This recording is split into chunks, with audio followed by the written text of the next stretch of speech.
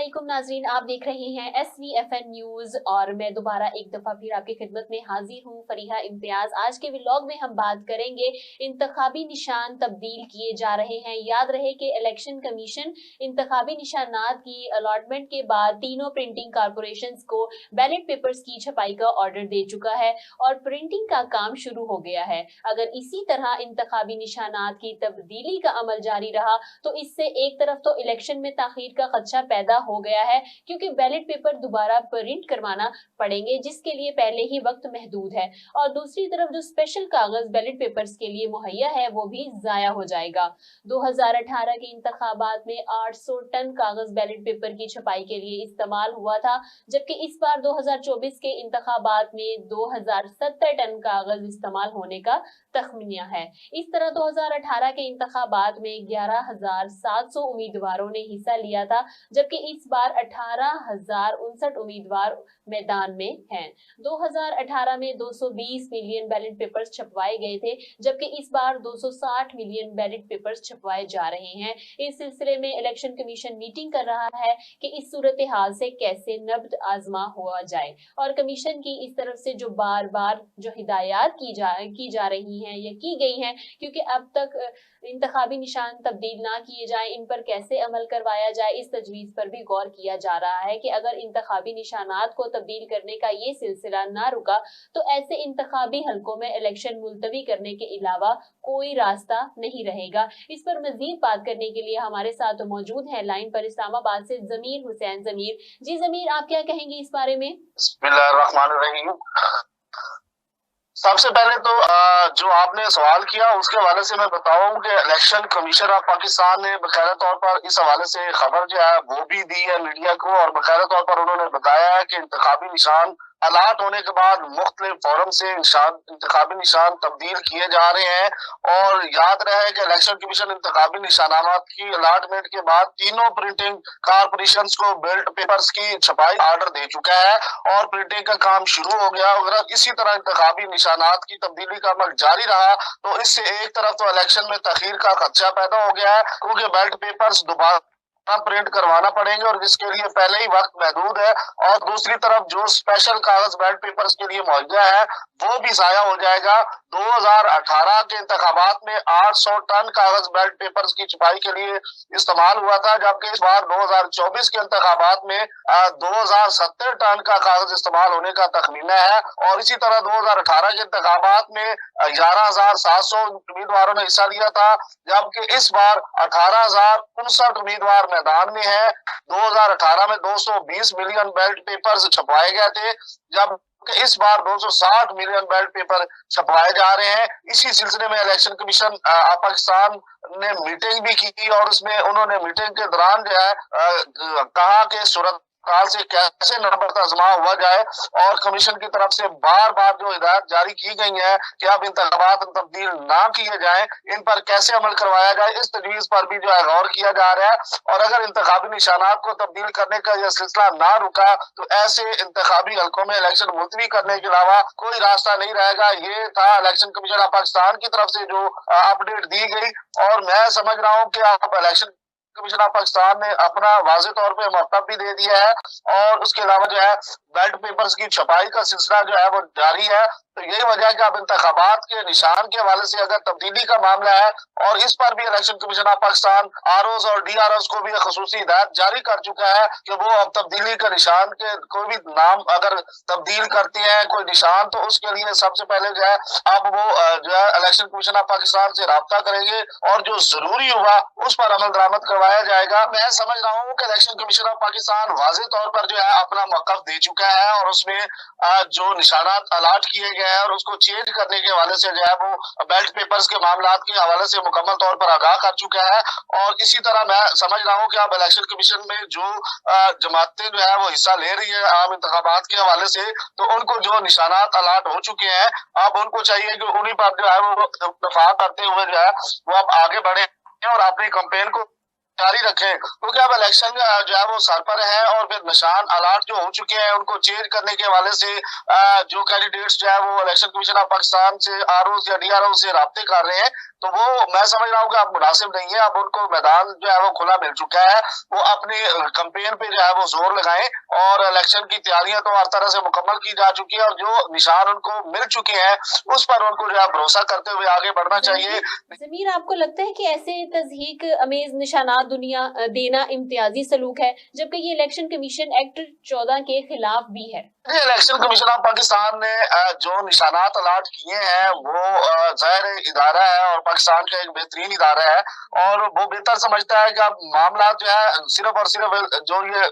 इम्तियाजी सलूक वाली जहाँ तक बात की जा रही है, क्योंकि इम्तियाजी सलूक मैं समझ रहा हूँ नहीं है, लेकिन ये कि अब निशानात के मामलात है और फिर जो सियासी पार्टियां हिस्सा ले रही हैं उनके जो अपने जाती निशानात, जिस तरह बल्ले का निशान था, फिर शेर था, तीर था, इस तरह वो उनकी कोशिश है कि हमें सेम टू सेम वो मिले। लेकिन इलेक्शन कमीशन ऑफ पाकिस्तान जो है वो मुख्तलिफ किस्म के जो पार्टीज के साथ साथ दीगर पार्टियों को भी वो निशान अलाट किए जा रहे हैं।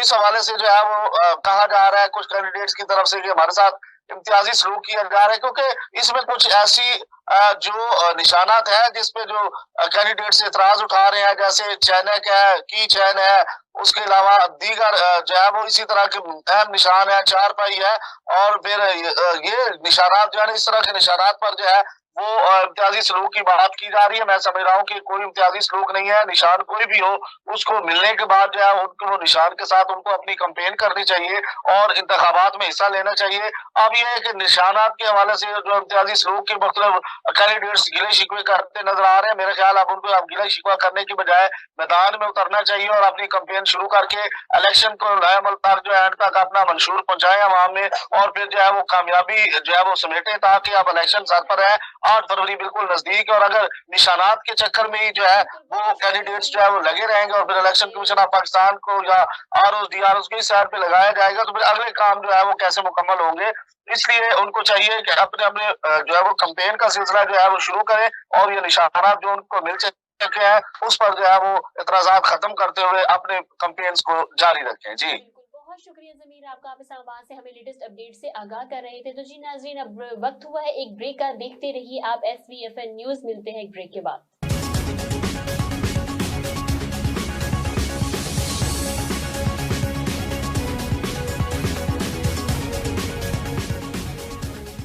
वीनस ग्रुप ऑफ कंपनीज, क्या आप अपने माली अहदाफ तक पहुंचना चाहते हैं? तो फिक्रमंद होने की कोई जरूरत नहीं, क्योंकि वीनस ग्रुप ऑफ कंपनीज आपके लिए एक ऐसा प्लेटफॉर्म है जहां आप अपने माली अहदाफ तक बआसानी पहुंच सकते हैं। हम दुनिया भर में अपनी खिदमत फराहम कर रहे हैं। कमोडिटी मार्केट में महारत के साथ साथ हम अपनी पेशा वाराना पुर अज़म खिदमत के साथ बढ़ती हुई मार्केट में जिंदा रहने में आपकी मदद करते हैं। हमारा एतमाद मार्केट के खतरात को कम करना है, जिसका नतीजा आप काबिल जिक्र मुनाफा कमाते हैं। वीनस कस्टमर केयर सपोर्ट 24 घंटे मुफ्त मुशावरत फराहम करती है और हमवार अमल के लिए हमारे पार्टनर्स की मदद करती है। तो आज ही हमारी वेबसाइट पर रजिस्टर हो और मुनाफा कमाना शुरू करें।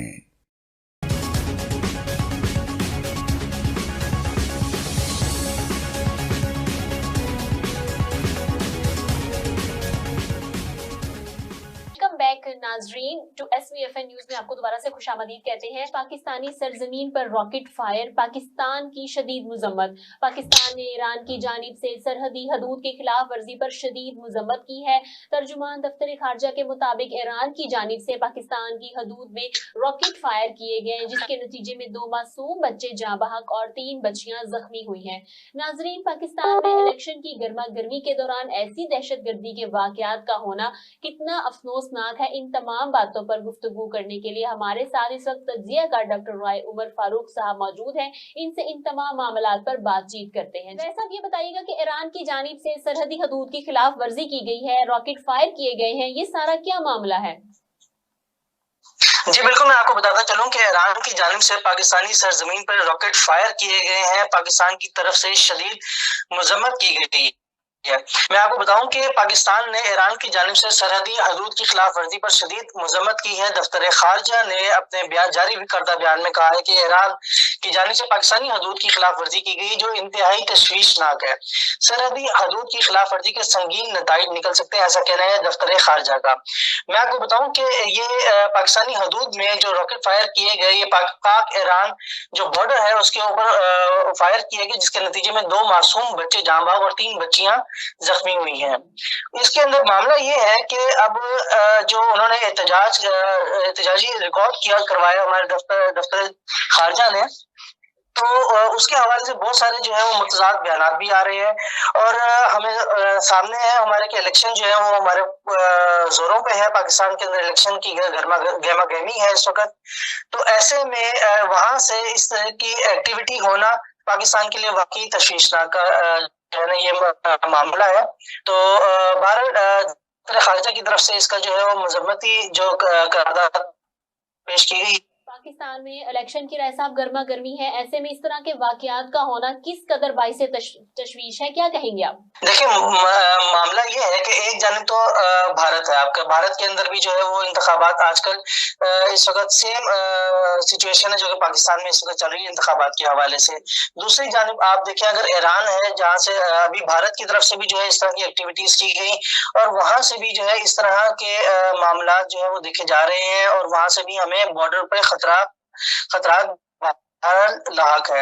अफगानिस्तान से तरफ से बात की जाए तो अफगानिस्तान के अंदर से भी ऐसी एक्टिविटीज जो है वो आई रोज की जा रही हैं और वहां से भी बॉर्डर जो है हमारा काफी अनसिक्योर है, वहां पे भी जो है वो मामला कोई इतने अच्छे नहीं है।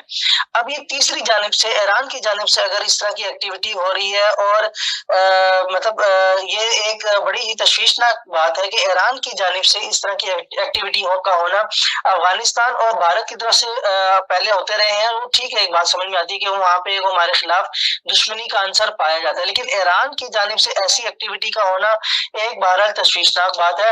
और ऐसे वक्त में जबकि पाकिस्तान में इलेक्शन का जो है वो दौर है, तो इलेक्शन के दौरान ऐसे मामला का वहां से फायर होना, वहां से एक्टिविटी ऐसी परफॉर्म की जाना, मैंने जैसे पहले कहा वाकई तशवीशनाक है। जी, ऐसा भी दफ्तर खारजा की जानिब से क्या इकदाम किए जा रहे हैं इस बारे में? बड़ी माजरत के साथ दफ्तर खारजा की जानिब से हमेशा जो है ये इस तरह का बयानात ही आते हैं, चाहे अफगानिस्तान हो, चाहे भारत हो, चाहे कहीं से भी हो। हमारी दफ्तर खारजा जो एक होता है हमेशा तशवीश का ही इजहार करते रहते हैं।